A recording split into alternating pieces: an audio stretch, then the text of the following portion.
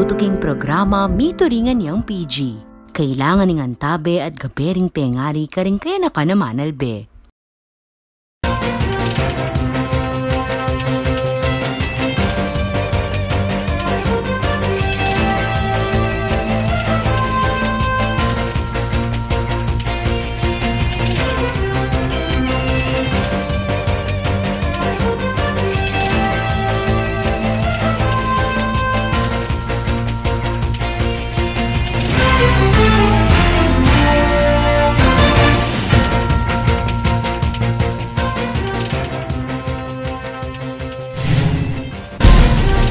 Paya pa oras kabalen, layan tabay mabilog a puwersaning GNN TV 44 Pampanga, babiyela rin makapanahon at lokal istoryang dapat yung abado, kapamilataning garantisado, kompleto ampong balansing informasyon.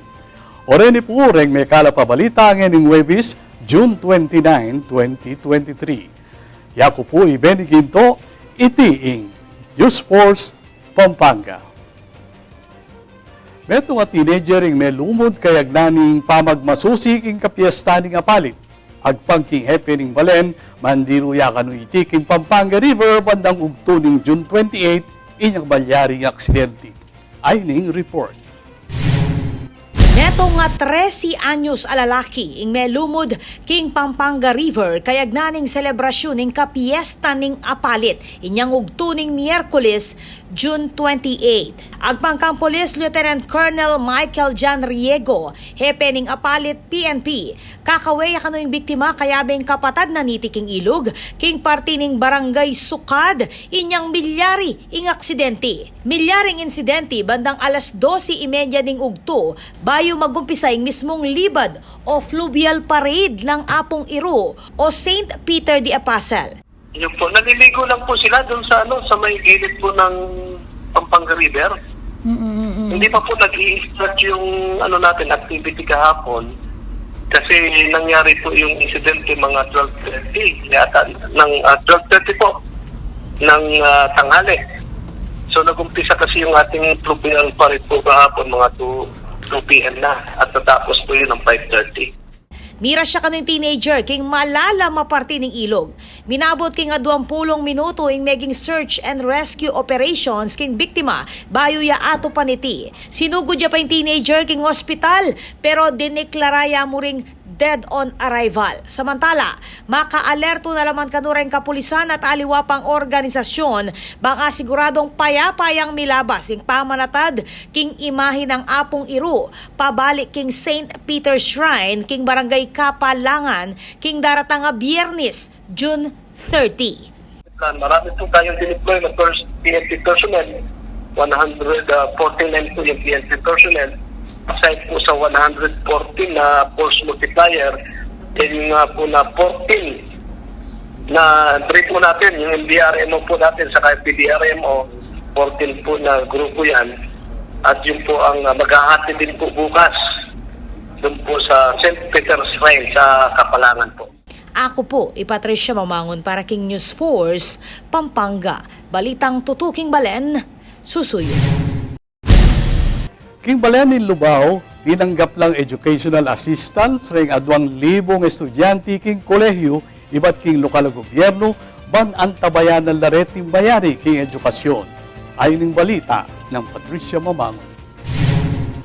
Celebraning Mayor Esme Pineda ning Lubao ing aldo ning kayang kebaitan kapamilatan ning pamami educational subsidy para king pamag-aral dareng nga 2,000 estudyante king kolehiyo.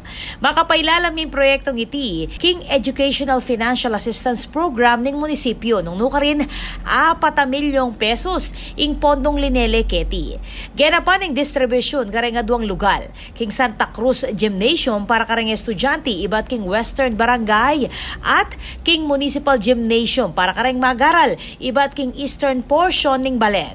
Lalam ning programa, balang estudyante, tinanggap a 2,000 pesos para king daratang nga semestre at karagdagang a 2,000 pesos bayo magumpisa ing kaduang semestre.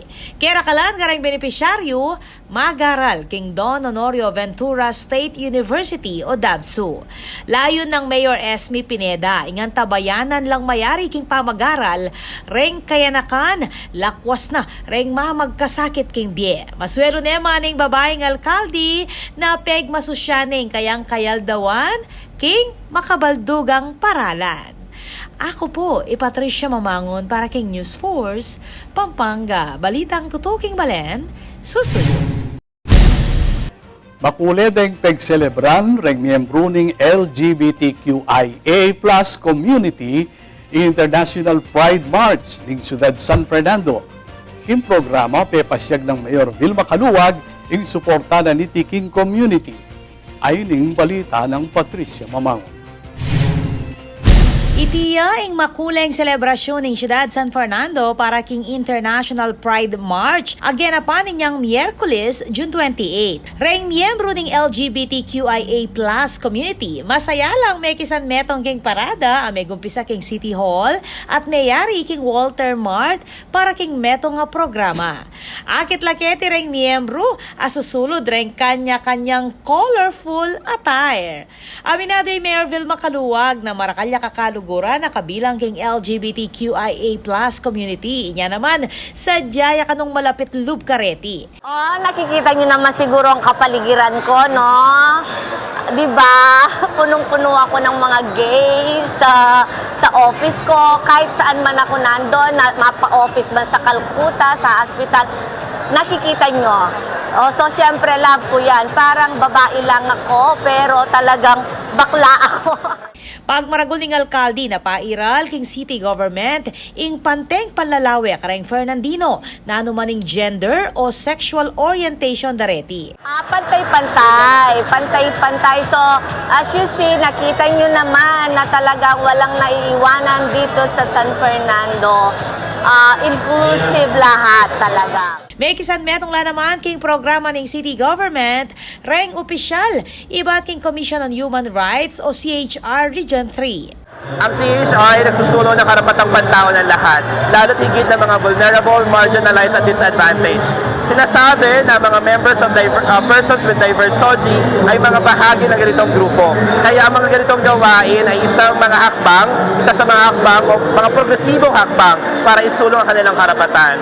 Itong Pride March na ito it is more than a rainbow parade, but it is a celebration of one's identity and inherent human rights. Maswelo na naman reng miyembro ng Siwala o ing aguma ng LGBTQIA+ community king San Fernando, king mabilog ang suportang papakit ng Mayor Vilma Caluwag. Yung city government po po 101% na makasuporta ay kaya katamo. Siyempre po po, nung wala po suporta madibatang Kimbabo, isiwala po, o the LGBT community kening San Fernando, magkawatak-watak lang po. So ngayon po, may kagadarita po, ngayon po, pauli na po ni kaya katamo maganaka malagod po, Mayor Vilma Caluwag po po. Kayag na ng programa, midakila namang libreng HIV self-test kit para kareng tinagon king Pride March. Ako po, Patricia Mamangon para king News Force, Pampanga. Balitang tutuking balen, susunod. Atin pa mga paling balita, king pa magbalik ning News Force, Pampanga.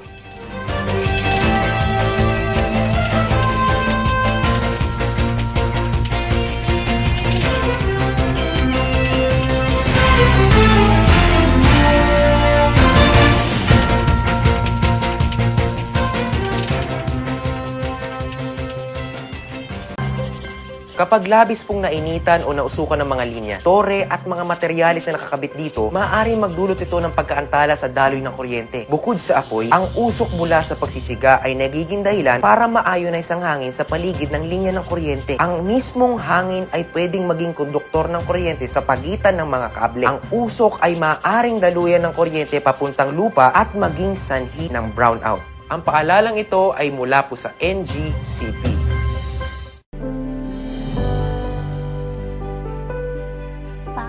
Malapit na po ba tayo? Malapit na tayo, nak. magagawa po ba yung gusto kong kwarto?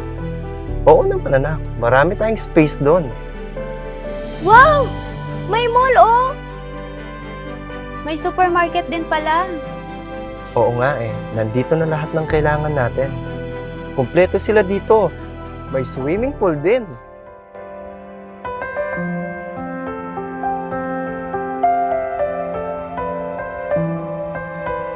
Daddy, I'm proud of you. Hindi ko rin naman ito magagawa mag-isa We're home na pala!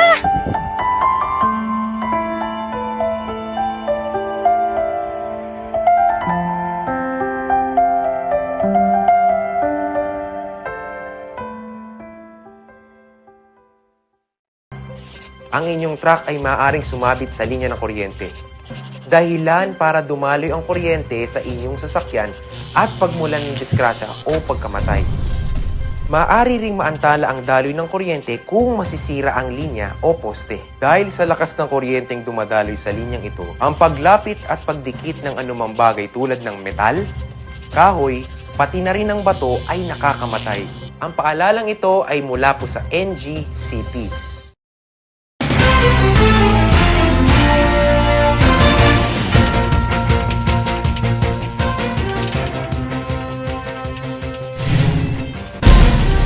Deni pa ring balitang dapat tamong tutukan. 23 candidates na rin kabilang King Ultimate Body Search 2023 ng Global First Philippines Creative Production. Silipan Talareti, King Report ng Patricia Mamangon.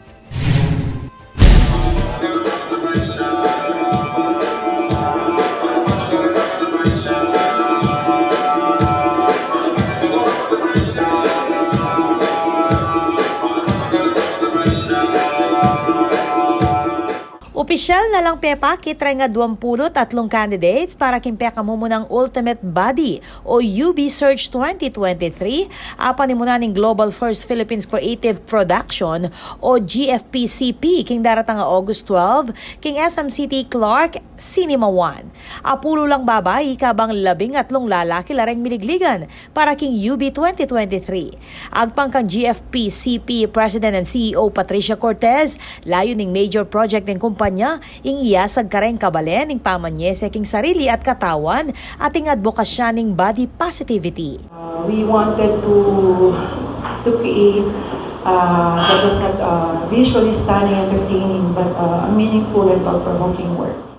Ren kaya beking kompetisyon, many batanla kareng niyayaliwang lugar king Pampanga, Bataan, Olongapo, Tarlac, Zambales, Bulacan at maging king Camarines Norte.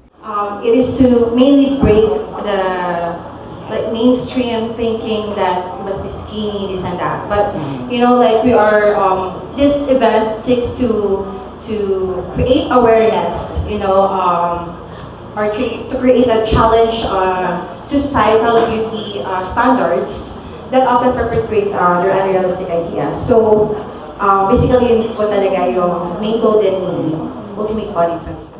Peg maragul na naman ng designer at managing partner ng kumpanya ay Frederick Policarpio. Reng niyayaliwang aktibidad ng UB Search kabilang na ang fitness workshop ampong Beauty and Wellness Day para kareng finalist. The pageant has a lot of segments, which is the opening. We have an opening which they will wear athletic wear. And then the second segment, which is the swimwear competition. And then finally the final round, which is the formal wear. And then we'll be getting 5 finalists, both female and male contestants. Someone who promotes the awareness of having a healthy mind, healthy body, and healthy lifestyle. That's all about the Ultimate Body. Samantala, pasalamat naman ni Cortez king suportada din ang Angeles City Mayor Carmelo Pogi Lazatin Jr., Interior Designer Kat De Leon, Political Tactician Irish Calaguas at Executive Assistant for Reyna Manuel para king Ultimate Body Search 2023. Ako po, Patricia Mamangon para king News Force Pampanga. Balitang tutuking Balen, susuyo.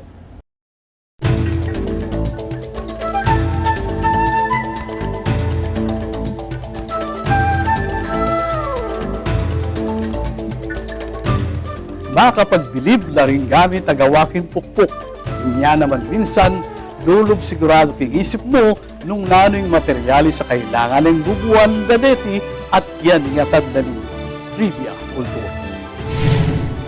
Otang suryan meng obra dareng pukpuk, antiyamong makamal a metal ing gagamitan bang santing ladeti. Pero kapatad, ing tansu obras ing didisenyo dang iti na minsan balata mo pilak o kaya naman ginto. Bukod king tansu, kailangan niya naman ng birya o rubber clay, ang ponggomang tsinelas, nung nuka rin papatong ing tansu bang malinis ing maging porma na niti. Bayo ya pa magawaing isipan mong itsura ning obra dareng apo tamong pukpuk. Muna daneng igulis ing plantilya o ing plano na pakyapusan at basihaning karelang disenyo. Bang planchado at maging malinis ing detalye ning pupukpukang tansu, kakanaya pa mo itikeng ausandang molding dutong, bangket iya ihulma ing formang aisip mo. At syempre ing peka-importanting kasangkapan niya pining sinsil, agagamitan bang puliduan ing korting pikpok dareng apo tamo. Yan, balo mo na kanyan nung nano'y dapat mong isadya, kapatid. Nung buri mong subukan ng pukpuk at makagawa kang masanting obra, kalupad ang apo tamo.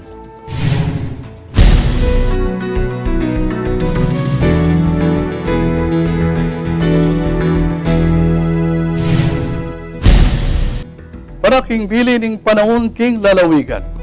Balaw si pamur ni epekto ning hanging habagat, king maragula partining kaya katamong bansa, inya asahan tamo ing maula pa panahon ning abak, at atin naman tsansa ning kalat-kalat na pamanuran, king ugto. Katuklo naman ning Hulyo, posible na 3 hanggang 4 abagyo larang lungob king Philippine Area of Responsibility.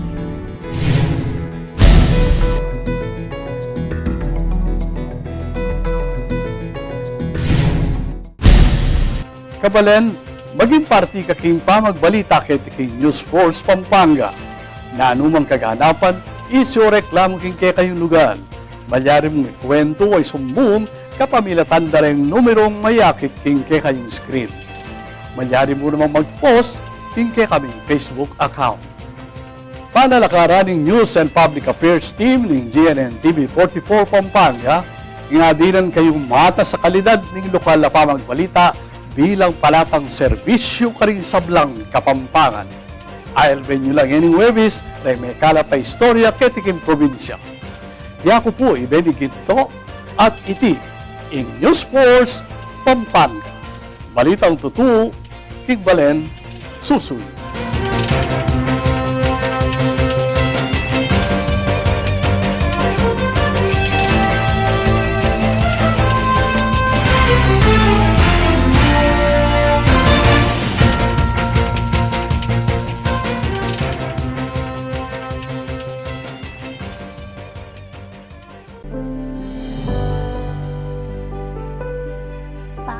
Malapit na po ba tayo? Malapit na tayo, nak. Magagawa po ba yung gusto kong kwarto? Oo naman anak, marami tayong space doon. Wow! May mall, oh! May supermarket din pala. Oo nga nandito na lahat ng kailangan natin. Kumpleto sila dito. May swimming pool din.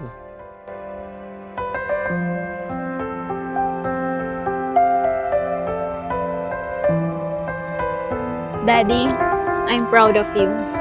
Hindi ko rin naman ito magagawa mag-isa We're home na pala!